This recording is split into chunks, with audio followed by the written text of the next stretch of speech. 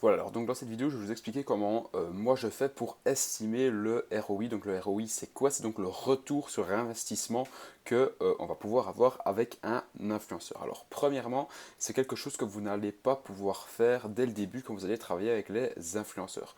C'est quelque chose que vous allez pouvoir estimer à partir du moment où vous saurez récolter assez de data pour pouvoir justement estimer le retour sur investissement avec les influenceurs. Donc qu'est-ce que je veux dire par là? Eh bien, il va falloir que vous travaillez, je ne sais pas moi, avec 5 ou 6 influenceurs différents. Et à partir du moment où vous aurez travaillé avec 5 ou 6 influenceurs différents, eh bien, par exemple, admettons, par après, vous retravaillez avec un autre influenceur qui ressemble à un influenceur avec lequel vous avez déjà travaillé, eh bien, vous allez pouvoir estimer le retour sur investissement comme cela. Donc, je vais vous expliquer vraiment pour que vous compreniez grâce à ce tableau que je vous invite également à faire.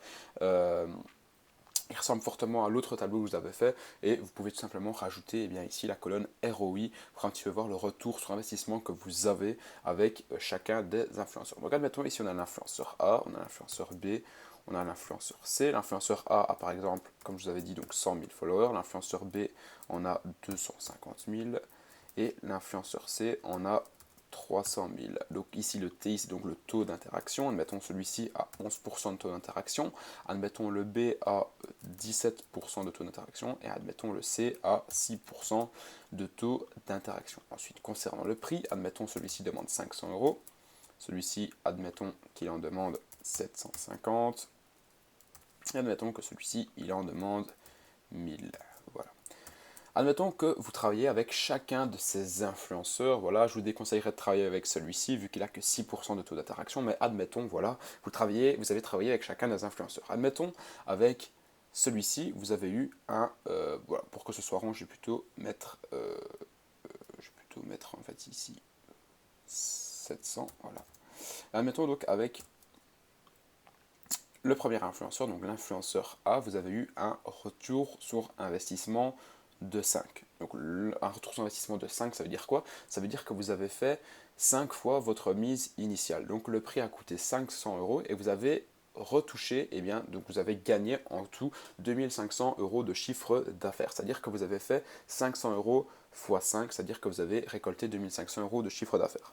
Donc pour le premier influenceur, admettons, donc vous l'avez payé 500 euros et derrière, donc, vous avez touché donc 2500 euros de chiffre d'affaires. Et donc, pour connaître le ROI, vous faites tout simplement 2500 divisé par 500.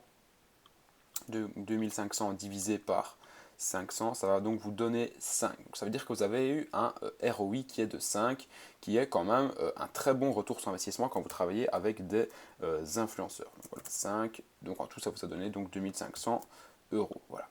Ensuite, admettons celui-ci, voilà, donc vous l'avez payé 700 euros et vous avez touché par exemple derrière quelque chose comme, on va dire, 6400 euros donc sur du one shot. Donc pour calculer le retour sur investissement, vous faites donc 6400 divisé par 700. Vous avez donc eu un retour sur investissement qui était de 9,14. C'est également un retour sur investissement qui est plus que acceptable. Donc 9, marquer 9,1, voilà. Donc ça, c'est également un très bon retour sur investissement. Ensuite, celui-ci, admettons que vous avez dépensé 1000 euros et derrière, vous en avez touché par exemple 1500. Vous avez donc eu un retour sur investissement qui était de 1,5 et qui n'était vraiment pas terrible. Voilà, 1500 euros. Voilà. Donc à partir de ce moment-là, que vous commencez à travailler avec des influenceurs, vous récoltez des data. Donc de la data, c'est quoi? C'est donc des données. Les données, c'est donc ce que je vous ai mis ici dans le tableau, c'est-à-dire que vous avez les données concernant leurs followers, vous avez les données concernant leur taux d'interaction que vous aurez calculé au préalable, vous avez les données concernant les prix qu'ils vous ont demandé, et vous avez également une donnée très importante, le ROI. Et c'est grâce justement à cette donnée-ci que vous allez pouvoir par la suite estimer le retour sur investissement avec des influenceurs. Admettons, vous avez travaillé avec ces influenceurs-ci et encore des autres, et admettons par exemple, quelques jours ou voire quelques semaines plus tard, vous avez travaillé avec un influenceur Z qui a lui 120 000 abonnés, voilà, qui ressemble un petit peu au A, qui a un taux d'interaction qui est de 13% et qui demande par exemple une histoire de 700 euros. Voilà. Alors, c'est un prix qui est un petit peu élevé, mais c'est tout à fait acceptable, par exemple, pour une photo dans son feed Instagram.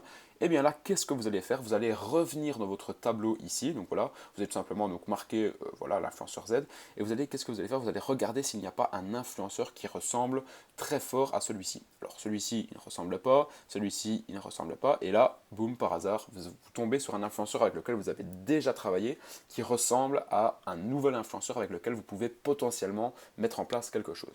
Et là, vous allez vous dire, voilà, cet influenceur-ci, j'avais payé 500 €, il avait 100 000 followers, il avait un taux d'attraction de 11%, et j'ai eu un retour sur investissement de 5 parce que je me suis fait 2500 € de chiffre d'affaires.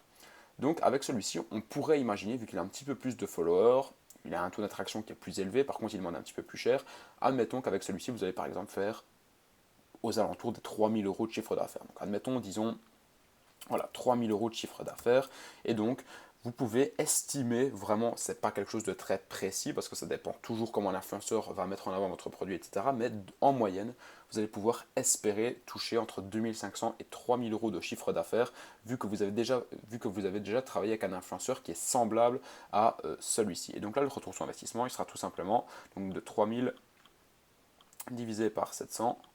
Ça va donc vous donner un retour sur investissement de 4,2. Je pense même qu'il sera beaucoup plus haut vu qu'il a un meilleur taux d'interaction. Mais comme ça, voilà.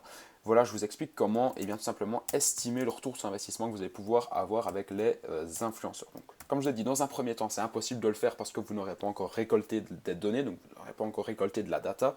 Mais au fil du temps, au fur et à mesure que vous allez travailler avec des influenceurs, une fois que vous aurez travaillé avec 2, 5, 10, 20, 50 influenceurs, vous allez avoir énormément de données.